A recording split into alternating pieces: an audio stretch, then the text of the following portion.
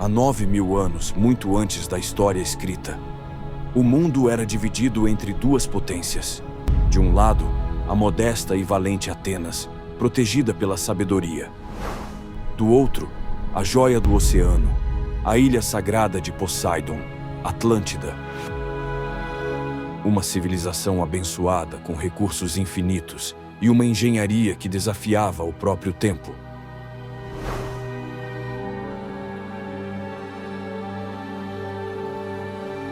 Mas a prosperidade trouxe algo perigoso aos corações dos homens.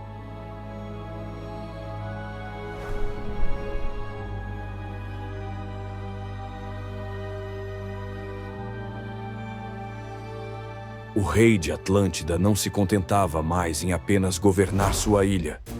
Ele queria o mundo.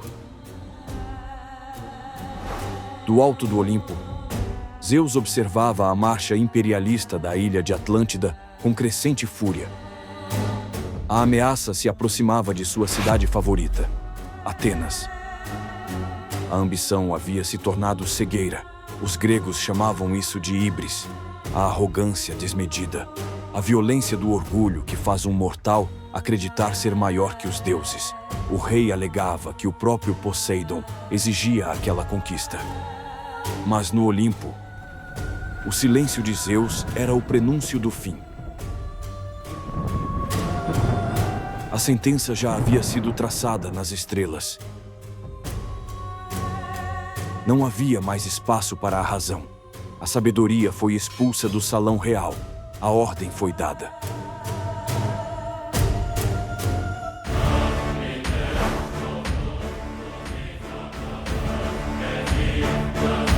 Zeus não sujaria as próprias mãos. Com um olhar, ele decretou a maior das crueldades. O pai teria que destruir os próprios filhos. A punição viria daquele que eles juravam adorar.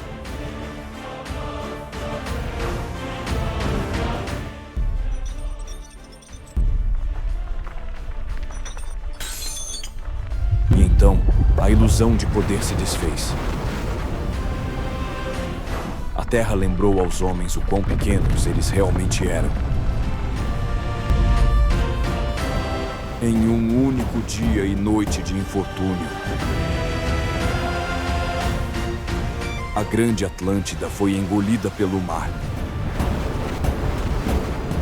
desaparecendo para sempre da face da terra. Mas quanto disso é mito? E quanto é memória?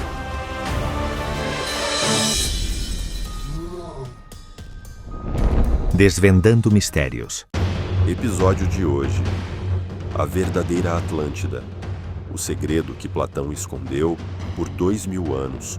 Eu sou Cornélios Almeida e sejam bem-vindos de volta ao Desvendando Mistérios. O que vimos agora no prólogo foi uma licença poética, nossa tentativa de imaginar os últimos instantes da civilização mais lendária da história. Mas se a nossa dramatização é ficção, a dúvida que ela carrega é real e persiste há mais de 2000 anos. Atlântida. Mais do que uma cidade, ela se tornou o sonho perdido da humanidade. A promessa de uma utopia de tecnologia, riqueza e poder, que, segundo conta a história, desapareceu da face da Terra em um único dia e noite de infortúnio. Mas onde termina o mito? E começa a verdade? Para entender a queda, precisamos primeiro vislumbrar a glória. Os relatos descrevem Atlântida não apenas como rica, mas como o centro do mundo. Uma maravilha da engenharia, desenhada em anéis concêntricos de água e terra, protegendo um porto que recebia navios de todos os cantos conhecidos. No centro, erguia-se o templo de Poseidon, revestido de prata e ouro, e de um metal misterioso que só existia lá, o oricalco, que brilhava como fogo. Uma sociedade que dominava a metalurgia, a navegação e governava territórios da África à Europa. Era o ápice da civilização humana, até deixar de ser. Mas quem nos contou essa história? A fonte original é o filósofo Platão, no século IV a.C. Mas Platão foi cuidadoso ao dizer que não inventou nada. Ele narra que a história foi trazida do Egito pelo legislador Solon, que a ouviu de velhos sacerdotes do Nilo. Segundo os sacerdotes, Atlântida existiu 9.000 anos antes de sua época, o que nos levaria a cerca de 9.600 antes de Cristo, curiosamente coincidindo com o fim da última era glacial. E a razão de sua queda não foi apenas geológica, foi moral. A sociedade perfeita se corrompeu. Tornaram-se gananciosos, arrogantes e belicosos. E, ao tentarem conquistar o mundo, despertaram a ira dos deuses. Durante séculos, a história foi vista como uma alegoria política. Mas na era das descobertas, a ideia de mundos perdidos reacendeu a imaginação. No século XIX, Ignatius Donnelly transformou Atlântida em ciência pop, sugerindo que ela era a civilização mãe de todas as outras, a peça que faltava para explicar as semelhanças entre as pirâmides do Egito e as do México. Essa busca incessante por terras lendárias inspirou exploradores a mapearem o desconhecido. Homens como Marco Polo, que viajaram para o Oriente e trouxeram relatos tão fantásticos que muitos duvidaram serem reais. Nós já exploramos a jornada dele e os mistérios que ele encontrou em um episódio fascinante aqui do canal. Vale a pena conferir para entender como o mito impulsiona a descoberta. Mas voltando à Atlântida, se ela existiu, onde estão as provas? A ciência tentou ancorar o mito na realidade. A teoria arqueológica mais aceita aponta para a ilha de Santorini.